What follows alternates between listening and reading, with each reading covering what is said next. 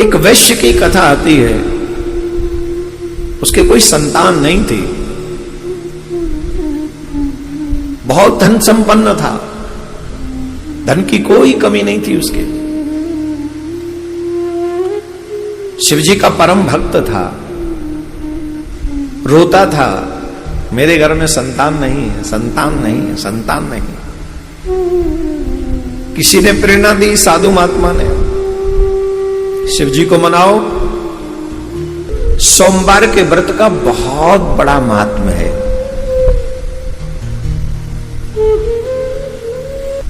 शिवजी के सोमवार व्रत किए, भूत बाबन प्रसन्न हुए, प्रकट हुए, कहा बताओ क्या मांगते हो? बोले महाराज संतान नहीं है, संतान दे दो। बोले ठीक है, वैसे तो तुम्हारे भाग्य में संतान नहीं है, पर तुमने तपस्या की है, इसलिए तुमने सोमवार का व्रत किया है, इसलिए हम प्रसन्न हैं, हम तुम्हें संतान देंगे, लेकिन एक शर्त है। बोले क्या? सिर्फ 16 वर्ष का होगा। भगवान इतना कह के अंतर ध्यान। अब बताओ खुशी मनाए कि दुख मनाए?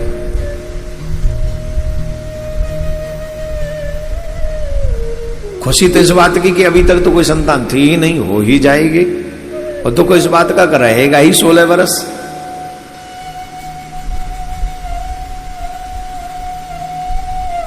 कई बार सुख भी आते हैं तो ऐसी कंडीशन में आते हैं कि आप एंजॉय नहीं कर सकते।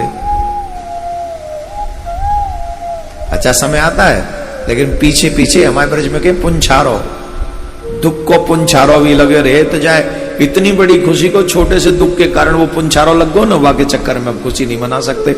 अब ये पुंछारो लग गो कि ना लग गो, कि पुत्र तो होएगो पर 16 साल को ही रहेगो बस। अब उसने अपनी पत्नी को कहा, पत्नी थोड़ी देर तो रोई, फिर कही कोई बात नहीं, आएगा तो सही, मुझे कोई बांझ तो नहीं कहेगा, मुझे कोई बांझ तो नहीं कहेगा, हम माँ बाप तो बन सकेंगे। बोल ठीक है। संतान हुई, खूब भगवान को धन्यवाद दिया। 11 वर्ष का जब बच्चा हुआ तो उसे विद्या अध्ययन करने के लिए काशी भेज दिया, मामा के साथ बहुत सारा धन दे के भेजा। काशी में खूब भंडारे भंडारे करना, खूब चकाचक करना, यज्ञ करना, जो भी दान पुण्य कर सको करना। तो वो अपने भांजे को लेके जा रहा था, मार्ग में तो रास्ते में एक नगर पड़ा, उस नगर में राजकुमारी का विवाह था, और जो उस राजकुमारी को ब्याहने के लिए आया था ना माय डियर, वो राजकुमार था कान्हा। और वो पिता जानता था कि मेरा बेटा कान्हा है और लफड़ा हो जाएगा, ये बेचारा ये ब्याह नहीं करेगी, राजकुमारी बड़ी सुंदर है। तो ये वैश्य का बेटा जो था बड़ा सुंदर था।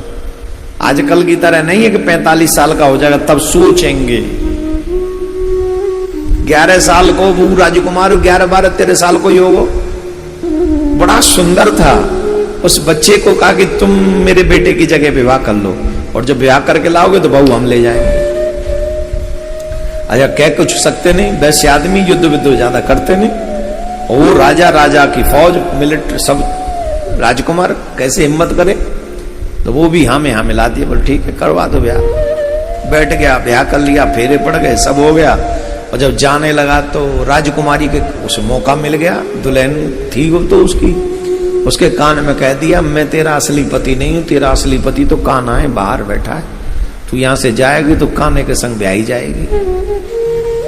उसको सब बात पता चल गई और उसने कहा मैं तो जा रहा हूं। वो तो चला गया अपने काशी।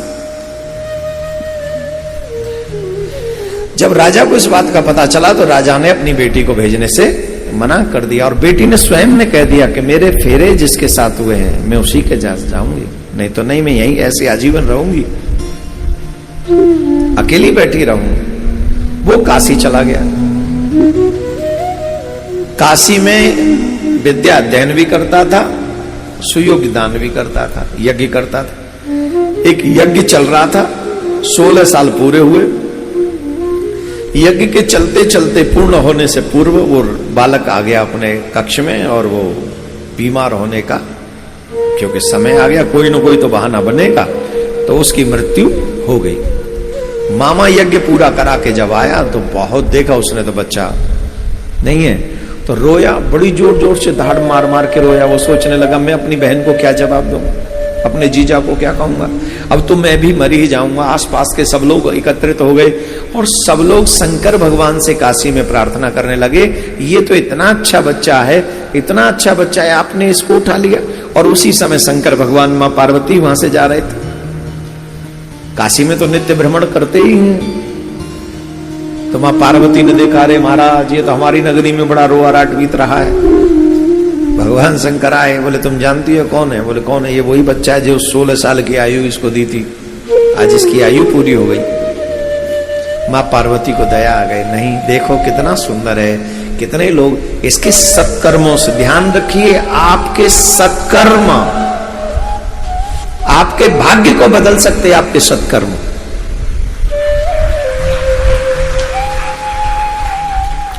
और आपके बुरे कर्म आपके भाग्य का नाश कर सकते हैं।